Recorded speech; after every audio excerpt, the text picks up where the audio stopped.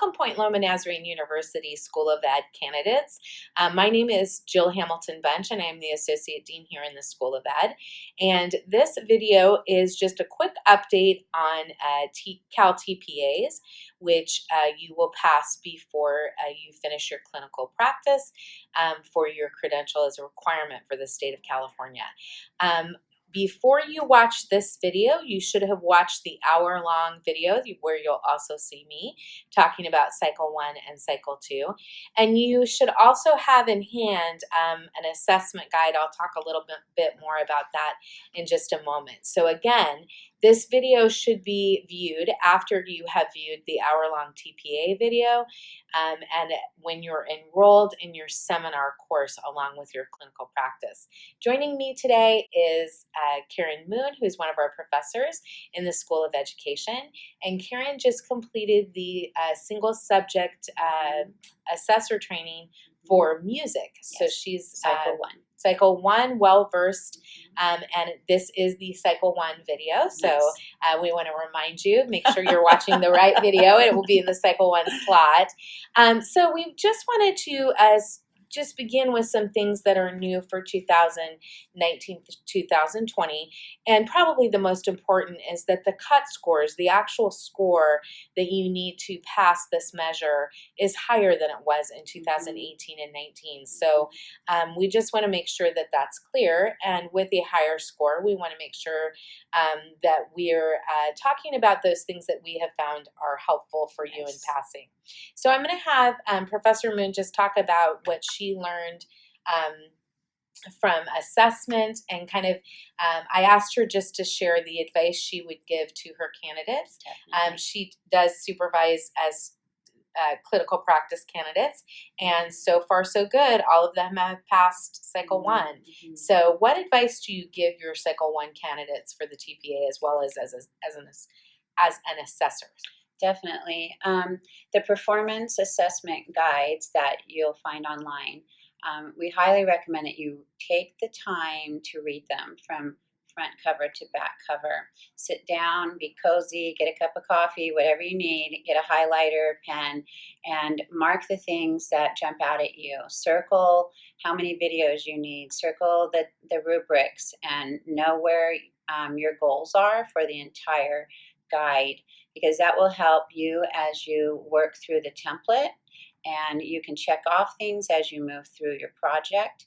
And that's really, really critical, because even though it's a lot of uploading upfront time, it'll be very advantageous for you to know what's in there, and so that you will be able to meet all the requirements. Mm-hmm. And that assessment guide should have the number 2.1. And that's how you'll know that that's correct guide, because that has been updated for this year. That was my advice as well. We were chatting about what we've done for our clinical practice candidates that has been helpful. And one of the things that I talked about was that idea of really taking that time. I know my candidates are both interns, so they're teaching full time, and they both took a personal day to work on this with the permission of their school. You don't necessarily have to do that, but the idea that you're taking a full day and really preparing yourself as well as your document. The other piece of advice that worked well for my candidates, and you can speak to this as well, is that I had them use a video that they had done in CIVME, because they have looked at that video very carefully. They've annotated that video. I've annotated that video with them. And so they know that that's a quality lesson to use for the TPA. Mm-hmm. So that's my strong advice, is use a video that you've already, has been viewed by you clearly and carefully, as well as your university supervisor clearly and carefully. We chatted a little bit offline about the importance of, and I'm going to use the word conversant, being conversant with the rubric, meaning that you're using the rubric as a conversation with the reviewer. So as a reviewer, I don't have the context of your great relationship with your students and, all the things So I'm really going strictly by what you're submitting. Mhm. So as you're looking at those rubrics, and there are 9 very detailed rubrics, you want to use that as your checklist, if you will, Mhm. that you have met what the assessor is going to be looking at. Absolutely. So we talked a little bit about the such as, Mhm. which, such as means for example. Right. But truly, as an assessor, what would you add to that, Professor Moon? Definitely. You'll see several prompts that will give the blanket objective that you will ought to be writing about in a certain prompt. And then you'll see parentheses with such as this or this or this or this, comma, and so on. So you can see that as suggestion or ideas for your writing, but the more you can give your reader or the assessor, the more they'll get to know you, and the more you'll be able to give evidence of your competency. So don't be afraid to write up to the maximum page. Every area has like a maximum page. We don't want to just fill that up with air, of course, but if there's a little list of items, go ahead. If you have something to say about each one of those, go ahead and say it. Especially if it has an and in there somewhere, because it's important. Your assessors are looking at all of that, and we want to know what you know. And again, like you were saying, Dr. Jill, that we're not in your classroom. We don't know you intimately, but we are able to get to know them, get to know you through your annotated videos and through your writing. So you want to the way I've worded it to my candidates is hand your writing over to your reader on a silver platter. Mm-hmm. They can't guess what you were thinking. You need to tell them what you're thinking. So it's okay to be very comprehensive and very thorough. Mm-hmm. And think of it as the person reading it is someone. I always even pretend that they don't teach. Was an English teacher, and I always even think, how would I explain this to a math teacher? Because that would help me to really think about how I could really explain something clearly. Because one of the biggest pieces of feedback is that it's not clear to the reader where something is, or a video wasn't included.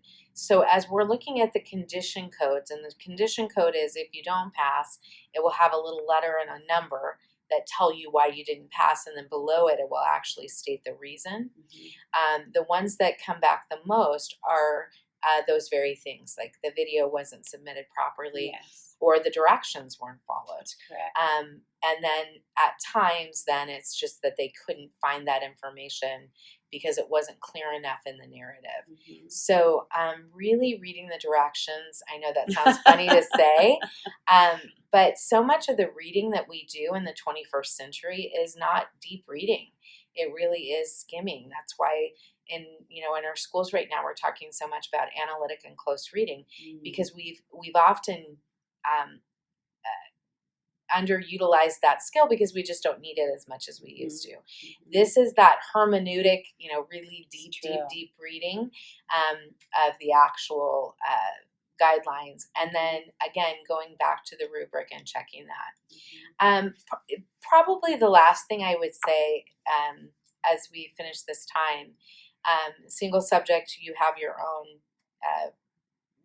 assessment guide, and then multiple, you have your own. Make sure you have the right one. There are different pictures on the cover, but you want to make sure that you're reading the right one.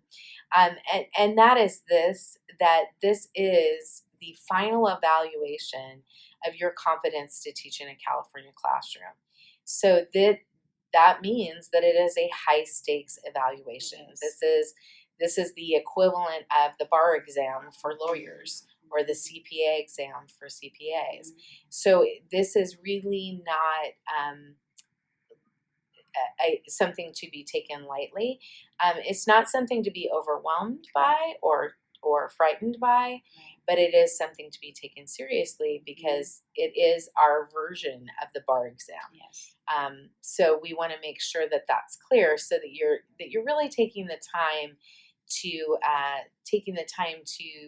devote to passing this the very first time. The first time that you take this is covered by the voucher, which is part of your fees. The second time it's out of pocket.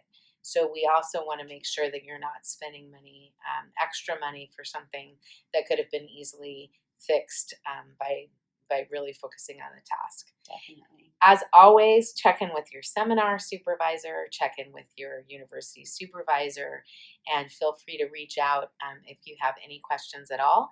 And we look forward to you passing Cycle 1 and this being a good journey for you. Thanks so much.